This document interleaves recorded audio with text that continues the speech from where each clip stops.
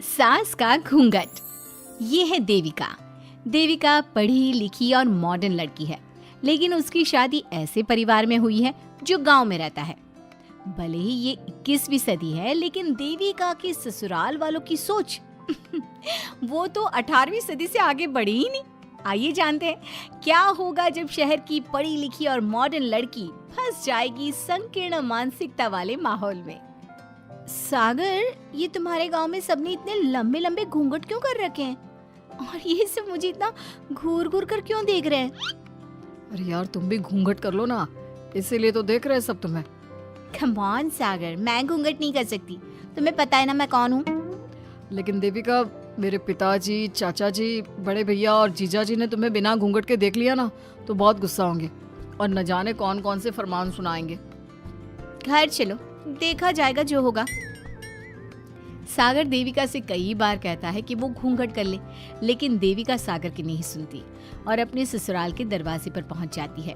जब देविका वहां पहुंचती है तो देखती है कि उसकी सास बिमला, चाची सास कम्मो और जेठानी सुजाता ने लंबा सा घूंघट कर रखा था, पर उनकी ननद वीना ने घूंघट नहीं किया हुआ था। लेकिन हाँ, उसने सर पर सलीकी के साथ दुपट्टा जरूर ओढ़ा हुआ था। सागर अपनी पत्नी को सबसे मिलवा रहा होता है, तभी सागर के पिता जोगिंदर बोलते हैं, सागर, तूने बहू को इस घर के तौर तरीके नहीं समझा। हमारे घर की औरतें बिना घूंघट के किसी पर आए मर्द के सामने नहीं आती और तू इसे ऐसे ही ले आया। पिताजी, मैं समझा दूंगा। वो नई नई शहर से आई है ना, इसलिए उसे पता नहीं है। सागर की बात सुनकर उसके चाचा जी महेंद्र बोलते हैं, ये बात तो तुझे गांव में कदम रखते ही अपनी बीवी को समझानी चाहिए थी। हमारा गांव में बहुत नाम है। तेरी बीवी ऐसे गांव भर में घूमेगी तो क्या इज्जत रह जाएगी हमारी।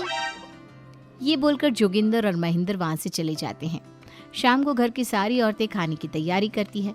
खाना तैयार हो जाता है, लेकिन घर की कोई भी औरत खाना नहीं खाती। बहुत रात हो जाती है, तब देविका कहती है, सासू माँ, खाना बने हुए तो देर हो गई, रात भी बहुत हो गई है, हम लोग खाना क्यों नहीं खा रहे हैं? अरे बहू, ये क्या बोल रही हो? हमारे यहाँ घर की औरतें तब तक खाना नहीं खाती जब तक घर के मर्द खाना ना खा ले। लेकिन इतनी देर हो गई, आप सबको भूख नहीं लग रही क्या? तभी देविका की जेठानी सुजाता कहती है, लग तो रही है, लेकिन यहाँ की यही रीत है, ये निभानी तो पड़ेगी ना। भाभी जी, ये रीत नहीं है, औरतों को प्रताड़ित करने का एक तरीका है। अगर इस घर के आदमी पूरी रात नहीं आए तो पूरी रात खाना नहीं खाओगी क्या? देविका ये बोलकर सीधा सागर के पास जाती है। सागर उसे समझाता है, देविका, यहाँ ऐसा ही होता है, तुम थोड़ा सब्र कर लो, पिताजी और चाचा जी आते ही होंगे, फिर हम सब खाना खाएंगे। सागर देविका को समझा ही रहा था, तभी देविका की ननद वीना आकर कहती है, सागर, खाना खाने आ जाओ, पिताजी और चाचा जी आ गए हैं। चलो देविका, तुम्हारा इंतजार खत्म हुआ। सागर खाने के लिए बैठ जाता है। जब सब खाना खाने बैठते हैं तो देविका भी बैठ जाती है। सागर धीरे से उसे कहता है, अरे देविका, ये क्या कर रही हो? तुम इस तरह हमारे साथ खाना नहीं खा सकती। मगर क्यों सागर, मुझे भूख लगी है, सब लोग खा रहे हैं तो मैं क्यों नहीं खा सकती? ये हमारे घर का नियम है, पहले घर के आदमी खाते हैं और बाद में औरतें। लेकिन सागर, हमारे घर में तो ऐसा कोई नियम नहीं है। देविका और सागर में बहस छिड़ जाती है। तब सागर का बड़ा भाई कहता है, सागर, तेरी बीवी को एक बार में समझ में नहीं आता क्या कि इस घर की औरतें मर्दों के खाना खाने के बाद ही खाना खा सकती है? भैया, मैं देविका को यही समझा रहा था। मुझे तो लग रहा है कि इसके दिमाग में कोई बात ही नहीं बैठती एक बार में। भैया, मेरे दिमाग में बात तब बैठेगी ना जब आपकी बात कोई ढंग की होगी। अरे आखिर क्यों घर की औरतों को आप लोगों की बात खाना मिलेगा? हाँ, अब से पहले घर की किसी औरत ने घर की किसी मर्द से इस लहजे में बात नहीं की थी, इसलिए वो सब देविका की बात सुनकर हैरान रह गए। तभी सागर की जीजा और वीना के पति कल्याण जी कहते हैं, ये क्या है सागर, इस घर की दीवारों को औरतों की इतनी ऊंची आवाज सुनने की आदत नहीं है। अपनी बीवी को बोल जरा होश से काम ले और चुपचाप चली जाए। क्यों चली जाऊं मैं चुपचाप? इस घर की औरतें आपकी हर बात बर्दाश्त कर लेंगी, लेकिन मैं शहर की पढ़ी लिखी लड़की हूँ। आपके कोई भी फालतू के रीति रिवाज मैं नहीं बर्दाश्त करने वाली। इस तरह देविका ने सारे घर की औरतों के लिए मिसाल पैदा कर दी। जोगिंदर के घर में पहली बार किसी महिला ने विरोध का स्वर उठाया है, ये बात घर के किसी मर्द को बर्दाश्त नहीं हो रही है। तभी जोगिंदर कहता है, महेंद्र, मोहन, इस बेशर्म लड़की को कमरे में बंद कर दो और आज इसे कोई खाना नहीं देगा। अगर किसी ने इसे खाना दिया तो मैं उसे जिंदा नहीं छोड़ूंगा। महेंद्र और मोहन उसे कमरे में बंद कर देते हैं और उसे खाना भी नहीं देते। रात के 3 बज जाते हैं। भूख की वजह से देविका को नींद भी नहीं आती।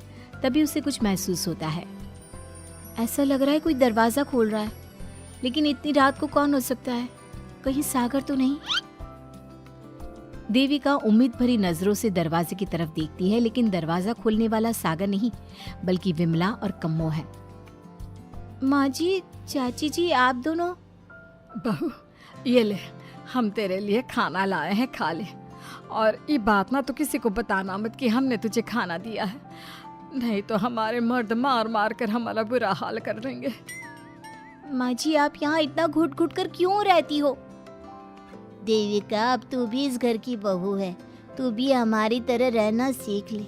इस घर के कायदे कानून अपना ले। इस घर के मर्द तो कभी बदलने वाले हैं नहीं बहू, तो तू ही बदल ले अपने आप को। माँ जी, बदलाव अच्छे के लिए हो तो हमें बदलना चाहिए। बेकार और बेतुकी बातों का तो विरोध करना चाहिए। दोनों ने देविका को समझाने की कोशिश की, लेकिन देविका ने उल्टा उन्हें ही समझा दिया। इसी तरह एक दिन देविका किसी बात पर जोर जोर से हंस रही थी। तभी देविका की सास विमला ने उसे टोकते हुए कहा, अरे बहू, तू इतनी जोर जोर से क्यों हंस रही है? हमारे घर की औरत इतनी जोर जोर से नहीं हंसती। विमला अपनी बहू को समझा रही थी कि तभी महेंद्र बोलता है, अरे कम्मो, कौन है ये औरत जो बेशर्मों की तरह जोर जोर से हंस रही है? तभी कम्मो और देविका बाहर आ जाती हैं। जी वो मैं हंस रही थी चाचा जी। अब आप लोग हंसने पर भी पाबंदी लगाओगे क्या? तुम जैसी बदतमीज लड़कियों से मैं बात नहीं करना चाहता, लेकिन कान खोलकर सुन लो, इस घर की औरतें इतना जोर जोर से नहीं हंसती। और हाँ, तुम्हें पहले ही बता चुके हैं कि इस घर की दीवारों को औरतों की तेज आवाज सुनने की आदत नहीं है। इस घर की दीवारों को आदमियों की ऊंची आवाज सुनने की आदत है, लेकिन औरतों की नहीं। चाचा जी, आपके घर की दीवारें तो बहुत दोगली है। हर पाबंदी औरतों के लिए क्यों चाचा जी? औरतें ये नहीं कर सकती, औरतें वो नहीं कर सकती। औरतें सांस ले सकती है या उस पर भी पाबंदी है? चुप हो जाना बहू, मत बोल और घूंघट कर ले। ये तेरे चाचा ससुर है, थोड़ा तो लिहाज कर। कम्मो के समझाने पर भी देविका चुप नहीं होती। वो महेंद्र से ऐसे ऐसे सवाल पूछती है जिनका जवाब उसके पास होता ही नहीं। महेंद्र गुस्से से सागर को आवाज देता है। महेंद्र की आवाज सुनकर घर के सभी आदमी बाहर आ जाते हैं। जी चाचा जी, आपने बुलाया? अपनी मुंह जोर बीवी को यहाँ से ले जाने तो कुछ अनर्थ हो जाएगा। क्या हुआ चाचा जी? तेरी बीवी जिस तरह से मुझसे बात कर रही है, छोटे बड़े की तमीज नहीं है इसे। कम से कम 7 दिन तक ये कमरे से बाहर नहीं निकलनी चाहिए। अगर इसे मैंने कमरे से बाहर देख लिया तो किसी की खैर नहीं, समझे? पर मैंने कुछ गलत नहीं बोला। सागर, जो सच है मैंने वही कहा है। देविका, चलो मेरे साथ। लेकिन सागर, मेरी बात तो सुनो। सागर देविका को वहां से ले जाता है। इसी तरह से कई दिन बीत गए। अब देविका अपने ससुराल में हर गलत बात का विरोध करने लगी, लेकिन जितना ज्यादा वो विरोध करती, उसके ससुराल वाले उस पर उतना ही ज्यादा अत्याचार करते। अब देखना यह है कि देविका अपने ससुराल वालों के अत्याचार को यूं ही सहती रहेगी। क्या उसके ससुराल में घूंघट में औरतों का दम इसी तरह घुटता रहेगा? अगर आप इन सवालों के जवाब जानना चाहते हैं ना, तो हमें कमेंट करके जरूर बताइएगा। और हमारी स्टोरी को लाइक, शेयर और चैनल को सब्सक्राइब करना ना भूलें।